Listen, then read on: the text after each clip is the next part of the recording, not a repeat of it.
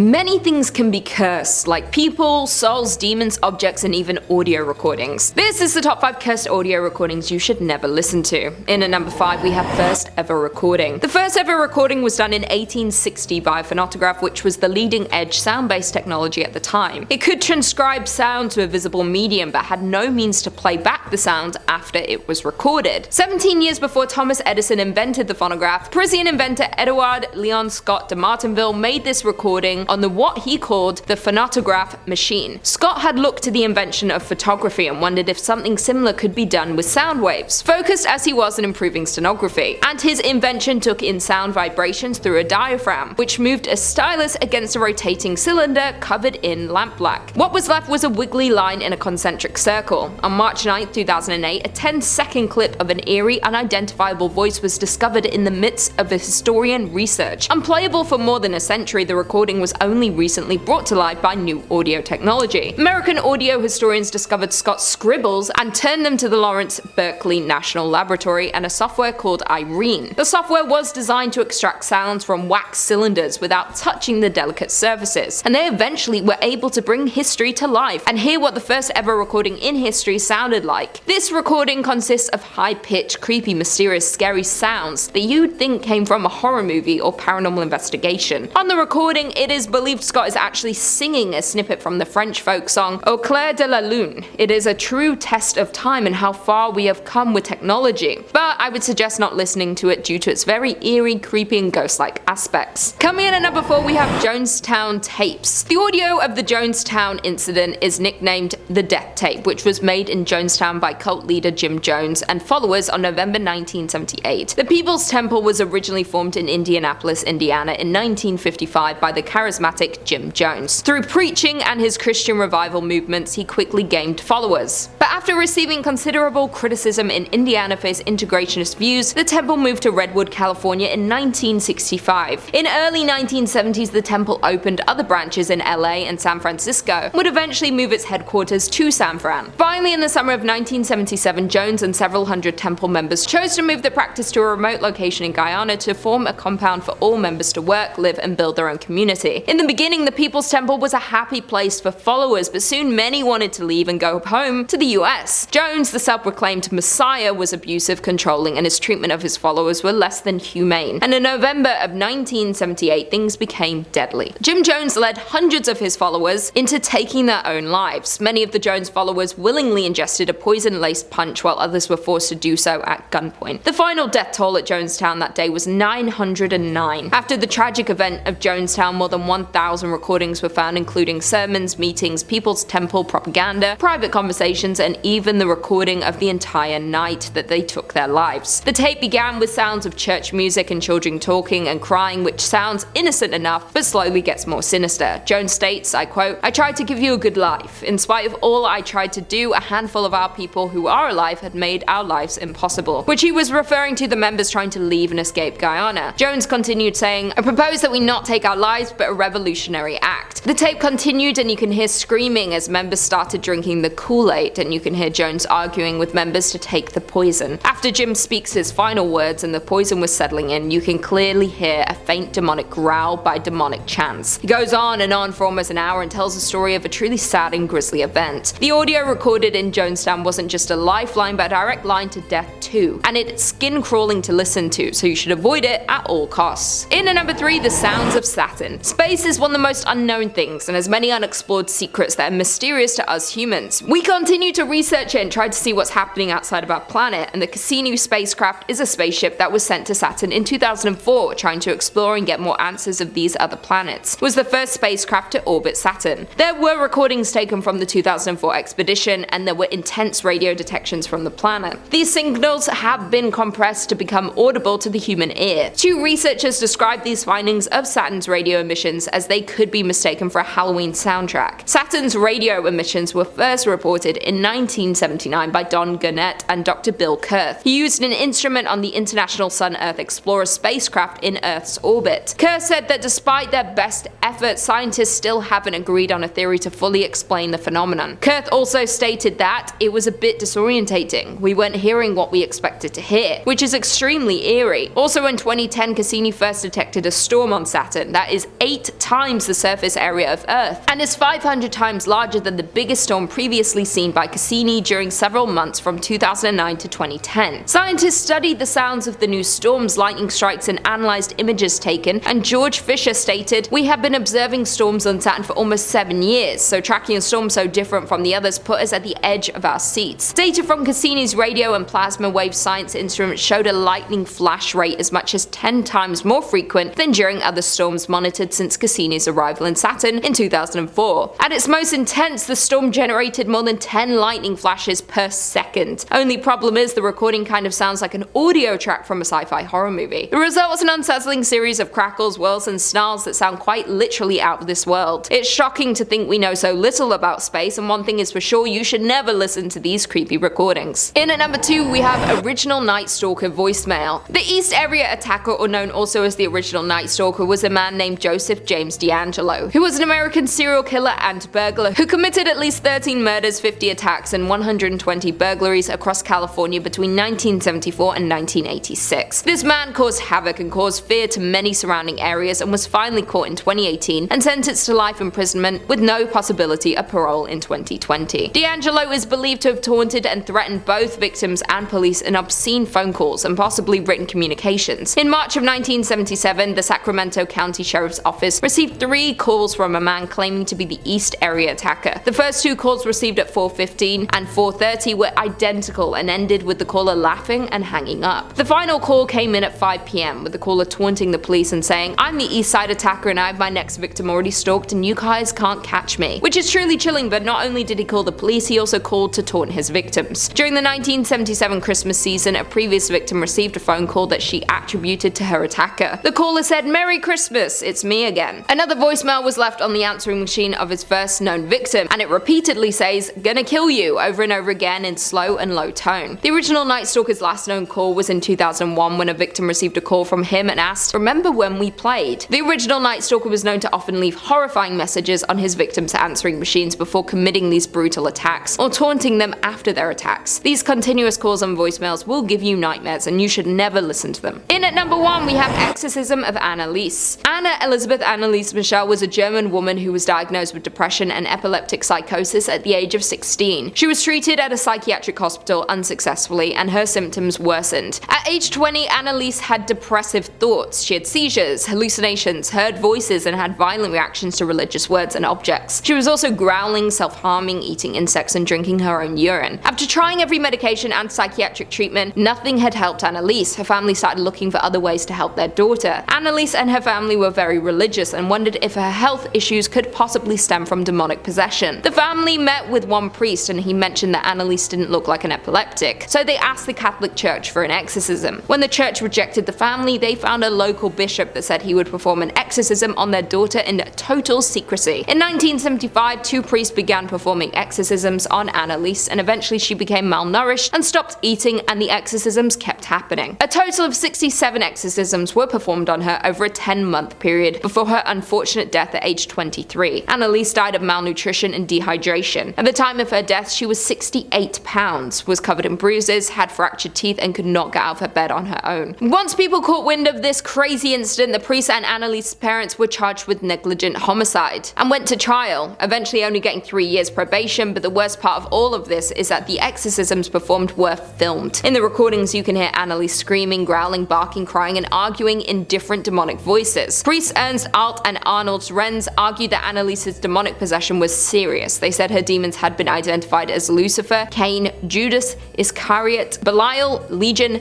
Hitler, and Nero, and that the exorcisms were eventually successful because she died right after the demons were driven out of her. In addition to the media attention in Germany surrounding Anneliese Michel's death, her story was immortalized in the horror movie The Exorcism of Emily Rose in 2005, and Anneliese, The Exorcist Tapes in 2011, which were also loosely based on her story. Well, there we have it. I will see you in the next video.